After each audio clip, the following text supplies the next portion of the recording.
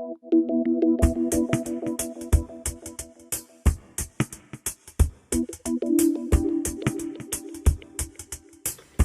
day all. Today we are going to learn how to recoil a clamp belt. I've had so much requests from various engineers that I should do a tutorial on how to recoil a clamp belt, and here is the tutorial. You will have to pay optimum attention for you to be able to understand what we are going to do. So without wasting much time, I will start losing the parts I need to lose before I can work on the clamp belt. So pay attention so that you can understand it perfectly. I am trying to lose the screws that hold the bottom plates of the stacker wheel. Before I can work on the clamp belt, I will have to remove what is called the stacker wheel. So for me to be able to remove the stacker wheel, I will have to remove the bottom plate. I'm unscrewing the screws that holds the bottom plates. So that's it. Some engineers used to lose the whole single reject compartment before they can remove the stacker wheel, but that's wrong. You don't necessarily need to remove all the whole single reject compartment before you can lose your stacker wheel. If you can remove the bottom plate and unclip any clip that is holding the stacker wheel, then there is a minor way that we can use to bring out the stacker wheel. So this is the stacker wheel sensor I just removed right now. So this is the bottom plate. So for me to lose out these bottom plates, there is a flat metal for the clamp. Normally call it the clamp. It's like a spring. It's a springy metal that helps to push up the clamp. So I must remove that flat spring before I can be able to remove that bottom plate. If I don't remove it, I can't remove. Yes, this is the spring I'm talking about. It's a flat metal. It helps the clamp to bounce. So after removing it, my bottom plate can go out. So when the bottom plate goes out, I can now lose out my stacker wheel. So for me to be able to do that, I need to remove the 90 sensor attached to the bottom plate. So as you can see, I'm removing the 90 sensor so that I can remove the bottom plate totally. So now I'm not left with the stacker wheel. For me to be able to remove the stacker wheel, I'll have to push in one inside. I don't know, for you to be able to do this, you have to, if you check each of these components of this stacker wheel, you will see that it has something like cross in the middle. So you have to pull it backward, then find a space that when you push it front, it will pass through. So that's how you can remove the stacker wheel. I don't know whether my explanation is simple enough. So now I'm removing the clamp cable. I'm trying to remove the clamp cable. So I'm taking it out from where it's being connected to the controller boards, then so that I can be able to bring everything out completely. So for me to bring this thing out, if you look carefully, there are clips holding the clamp cable cover. There are clips, like 3 of them. Ensure that you don't break any of them. It's better that the whole clamp cable scatter when you are bringing it out. The whole cable and the spring scatter when you are bringing it out, than for you to break any of those plastic clips. There's another big clip too down there. You have to be able to hold off all of them before you can bring out this casing, the whole of this casing. Now this is the whole casing. I purposely scattered it like this so that we'll go through on how to recoil it. When you scatter it like this, ensure you know where this metal is coming from. This side that is longer, that's where this metal spring, the side that is longer, that is more straight, that's where we normally use to start our coiling. So we do the coiling first before we do the white parts. We do the coiling first. If you do the white cable part first, the cable will be blocking road for you as you are recoiling this one, and it won't be that neat and it will be giving you issues. So basically it's good to recoil this metal spring part first. So just be watching carefully as I'm doing it. And when you are recoiling this spring, you have to make sure that it's very tight. It is very tight enough. Don't do it in a way that it will be slacked. Do it in a way that it will be tight enough. So when you finish, you will find a tape. It can be a paper tape, it can be any tape of any kind. Use a tape to hold it, but for me I'm going to use a paper tape to hold it. So when you peel a paper tape, a small paper tape, you will use it to hold it so that we can continue recoiling the clamp belt itself. This spring is what helps the clamp cable to go front and back when you are pulling it. So that's it. I've taped it so that I can be able to recoil this clamp cable. Now this clamp cable, we have two directions that we normally use to fold. We have one side that we normally use to fold in a Z direction, like as if it's Z. Then we also have, that's the part that enters inside this round plastic. Yes, so that's where you can if you want to extend the length of your cable, you can remove it from there and extend it and fold another Z. So I normally call it Z because it looks like the shape of Z. We also have another one that I normally call 7. The folding of this one, the one I'm putting right now, we normally fold it like the shape of 7. So just watch closely. Watch the direction I'm passing the clamp cable through that place, so that you will not do it in a way that it will be upside down. Just if you didn't really understand how the directions I use my cable, when you bring out your own cable, be sure to note how the cable came out from, where you are pulling it out from, so that when you are recoiling it back, you won't do it upside down. Because when you do upside down, you might have issue, because when you finish your recoiling and everything, your cable might not be in the right direction. So watch carefully as I am coiling this cable.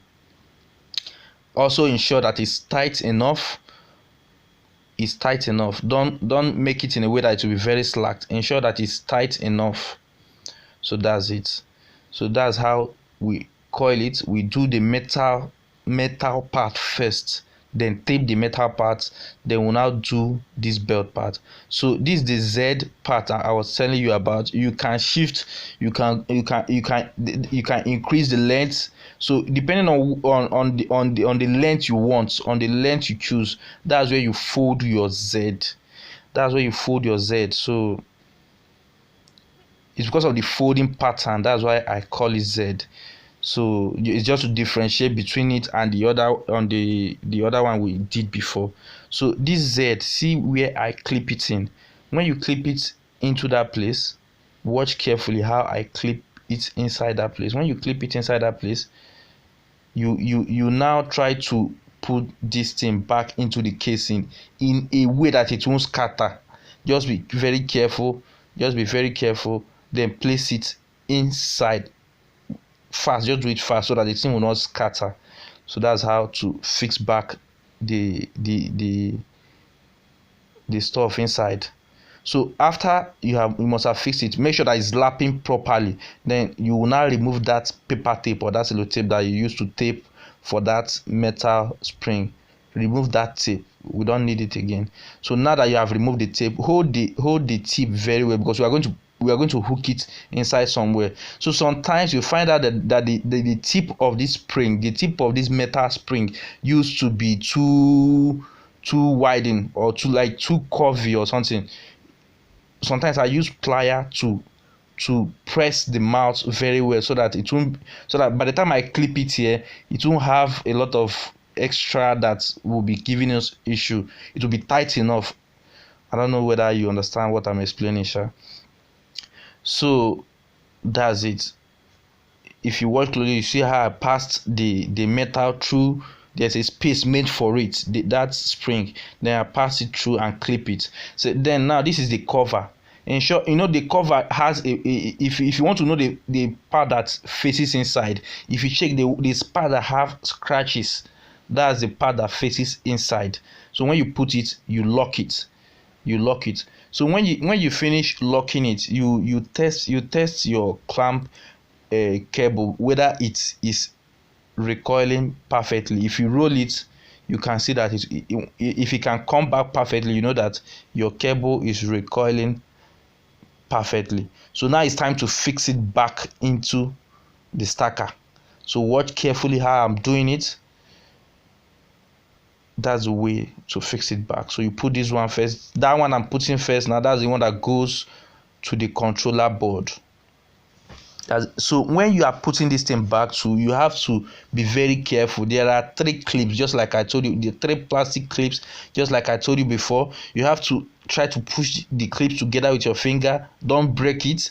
Then push that thing in. As you're trying to push it in, there's another big clip by the side. That one you have to pull it apart too and push the stuff in. So once the stuff is inside, you can now test whether it's springing properly. If it's springing properly, you can now recoil your cable to the way you want it. You can go 1 round, or you can go 2 rounds, or you can go more than 2 rounds. You can still go up to 3 rounds depending on the length of your cable and depending on how you like it. So when you finish, you check whether your cable is springing properly. If you check my own is springing very good, it's okay, it's springing properly. If it's not okay, better uncouple it back and recoil it again.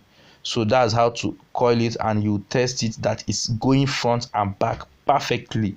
Not that it will go front, it will hook. Not that it will go front, it will. If something is hooking it or something, you have to look that metal spring I told you before. If you didn't use plier to creep the mouth a little bit, it might have excess that is outside, and the thing might be hindering the movement of that roller if you are trying to check the clamp belt. So I'm putting the stacker wheel back. Watch carefully how I'm fixing the stacker wheel back. So that's how to put it. So when you put it, see this wheel at the right hand side. I have taken it out and I've clipped it back to the way that it will lock. It has a lock part and it has a free part. So when you pull it out, you look for the part that is locking part and lock it back. So now it's time for me to put this sensor back. This is a 2-error-26 sensor. That's the stacker wheel sensor. So I'm tightening it back, the stacker wheel sensor. So when you finish, you clip. The stacker wheel has 2 ends, the left and the right. So you have to use the metal clip and clip the 2 ends back. After putting the bearing, of course, you must have put the bearing. Then you clip the 2 ends back. I'm coupling the whole stacker now because I'm already done with my coupling, my clamp belt. So I'm coupling the whole stacker back right now. So just watch carefully how I'm coupling this. So now this is the clamp belt part that goes to the controller board. So for me to fix this part properly, I will have to bring back that base of that the metal base that was there before. So watch carefully how I'm passing this clamp cable through to take it back to the position it was before. So watch carefully. I'm fixing the white cable inside that plastic container that contains a lot of wires. So that's how to do it. Fix it back, then you push it to align properly. Then I will now bring that metal base, and fix it. Watch the direction in which I'm putting this base. That's the direction you are going to fix your own. If you use another direction, it will not enter. So after fixing it, you push in this plastic again because it might pull out that plastic a little bit. You push it in again, then you now have to tighten it. It has 4 different screws, so I'm just going to rush the process of tightening. Just ensure that you put those screws back and tighten the 4 of them. After tightening it, remember that metal for the clamp that we removed initially. Remember to put it back the way you saw it. So I'm fixing the screws now. That's it. I'm fixing the screws now. Ensure you fix your own properly. Sometimes when trying to fix the screws might be trying to drop out, but just try to fix it in. So you have to pass this clamp cable through under these wires. You don't drop it on top of those wires, you pass it under those wires, then you leave it there, so that when you put your controller board, you can just clip it inside. So that's it. So this, I'm placing the cover again, the cover, because we didn't do much in this place. It's just for the clip of the stacker wheel. So ensure that your stacker wheel is turning properly. If you didn't hook your stacker wheel properly, it will not turn well. Next time we can still do more tutorial on that stacker wheel so that you understand it more and perfectly. So but today we are focused more on the clamp cable. So I'm putting back the 90 sensor that I removed from that metal base. So that's it. Putting back the 90 sensor. So you have to clip the wires back properly the way you saw it. Don't leave the wires to be hanging around. If you leave the wires to be hanging around, you will discover that your stacker wheel will start pulling the wire, or it might cause jam, or the machine might start misbehaving because of that. So all those wires, clip it back the way you saw it. Even this one now I'm touching right now, try to push it back, try to ensure that everything is okay. Turn your stacker wheel to ensure that it's properly fixed, and also ensure that the left hand side, that there's a plastic cover. They also ensure that you lock it back properly. So as you can see now, my clamp cable is springing properly, perfectly, without any hindrance. Thank you for watching this video, and I wish you all the best in your quest to become a more professional engineer.